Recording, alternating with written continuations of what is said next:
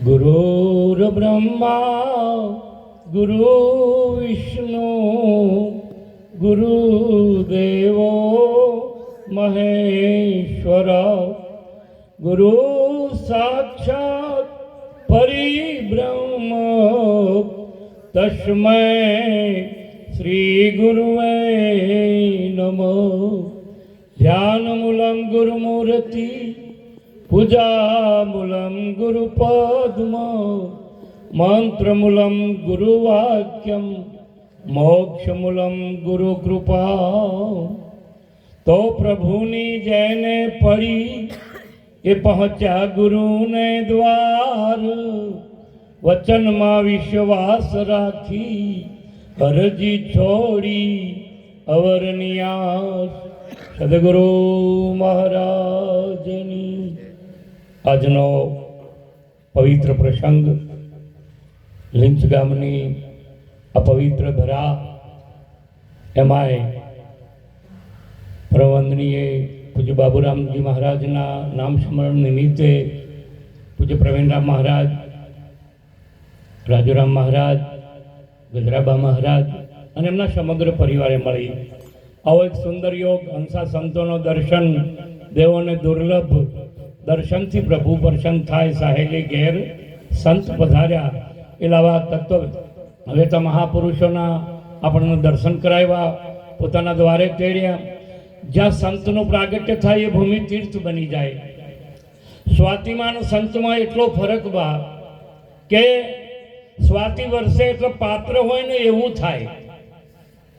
સ્વાતિ વર્ષે એટલે જ્યાં જેવું પાત્ર હોય, સાપના મૂઢામાં પડે તો ઝેર થાય અને વાંસમાં પડે તો કપૂર થાય, કાદવમાં પડે તો ગારો થાય. પણ સંત એક એવી વિભૂતિ છે કે એ અધમમાં પણ જો એનો શબ્દ પડે ને તો એમાંથી પરમાત્મા પ્રગટ થાય.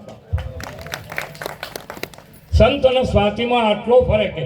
એટલે એ મહાપુરુષોની શંકરરામ બાપુની હું એક વાત કરું તો એમની એક એવી પ્રબળ નિષ્ઠા, જેમ તુલસીદાસ મહારાજે કીધું હતું કે તુલસી કહે મેં જાનિયો તું હી ગરીબ નવાજ, પણ એ મસ્તક તો તબ નમે જમ ધનુષ બાણ લિયો હાથ.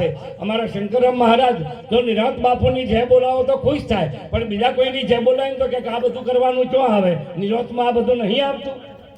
આ એમનું એક જબરદસ્ત બાબત. ટૂંકમાં મારો કહેવાનો આશય કે એવા એ વીરધીર પુરુષની આ જે ભૂમિ હતી અને એ ભૂમિમાં પ્રગટ જેમનું આજ આપણે પ્રાગટ્ય થઈ રહ્યું છે એવા અમારા પૂજ્ય પ્રવીણરામ મહારાજ પહેલાંથી જ કદાચ અમારે ખૂબ નિકટથી મળવાનું થયું અને એ વાતને આજ આપણે બધા જોઈ રહ્યા છીએ કે આવો એક છોડ વિકસી અને આજે એક એવું વટવૃક્ષ બન્યો છે કે જેના કદાચ જેટલા વખાણ કરીએ એટલા ઓછા પડે.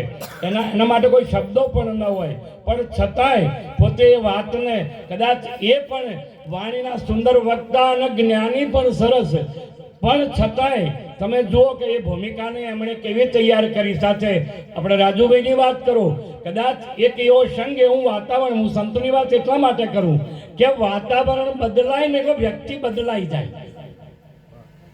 વાતાવરણની અસર વ્યક્તિ ઉપર થાય, સંત ઉપર કદી વાતાવરણની અસર થાય નહીં. જ્યાં સંતનું બીજું હોય એ વાતાવરણ ફરી જાય, પલટી જાય. આ તમને કહી દઉં.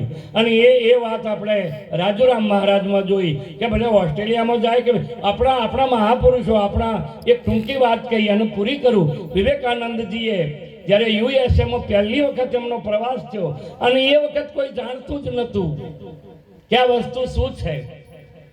તો બધા ધર્મના સ્થાપકો જે હતા એ બધા મળ્યા હતા અને બધા ધર્મના સ્થાપકો મળ્યા પછી દરેકે પોતપોતાની શૈલીમાં એવી બધી વાત કરી, ગીતાને હૌથે નીચે રાખેલી અને બધાને બોલતા બોલતા છેલ્લે વિવેકાનંદજીને ફક્ત ને ફક્ત 2 મિનિટ આપવામાં આવી.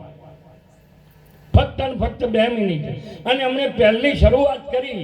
બધા એવું કહેતા હતા ladies and gentleman. Ladies and gents એવું બોલતા અંગ્રેજીમાં, એની ભાષામાં.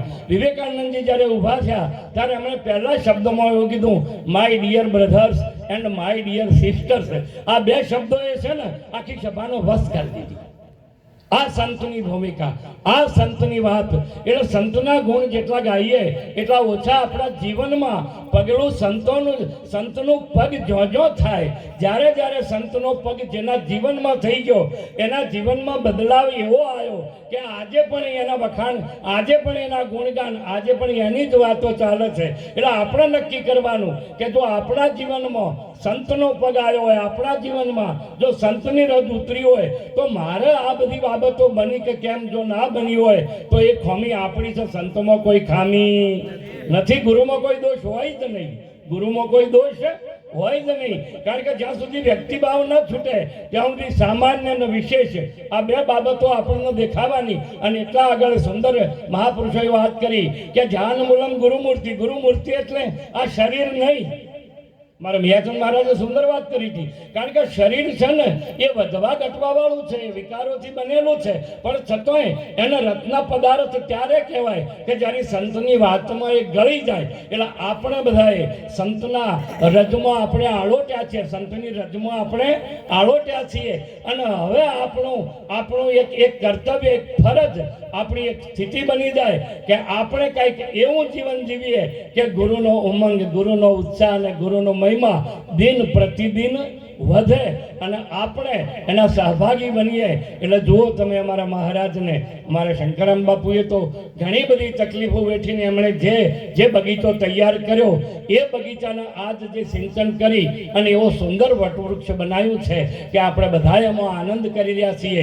અને એ સહભાગી બનાવનાર અમારા પ્રવીણરામ મહારાજ, રાજુરામ મહારાજ અને સમગ્ર પરિવારને હું લાખ લાખ વંદન કરું છું. આપ તો બધા જીવન મુક્ત છો. એટલે વિશેષ મારે કોઈ બધા મહાપુરુષોએ અતથી ઇતિ સુધી આ બધી વાતો આપણને સમજાય છે. પણ બે ત્રણ બાબતો એવી છે કે જે આપણા જીવનમાં બહુ કદાચ યાદ રાખવા જેવી બાબતો છે.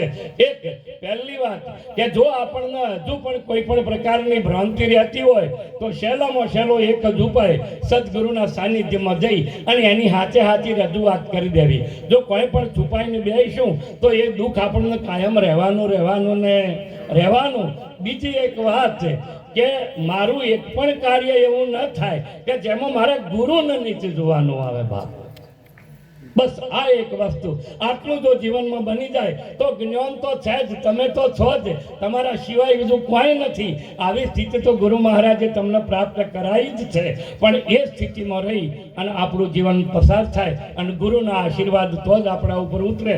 એટલે પૂર્ણ ગુરુ નિષ્ઠા, ધ્યાન મૂલમ ગુરુ મૂર્તિ. હવે જો ગુરુનું સાનિધ્ય સ્વીકાર્યું છે તો ગુરુ સિવાય ગુરુ હિ જંતર, ગુરુ હિ મંતર, ગુરુ ધ્યાન નિરંતર ધાઈ, ગુરુ કો છોડ ગોવિંદ કુધાવે, સુખ સપને ન પાઈ.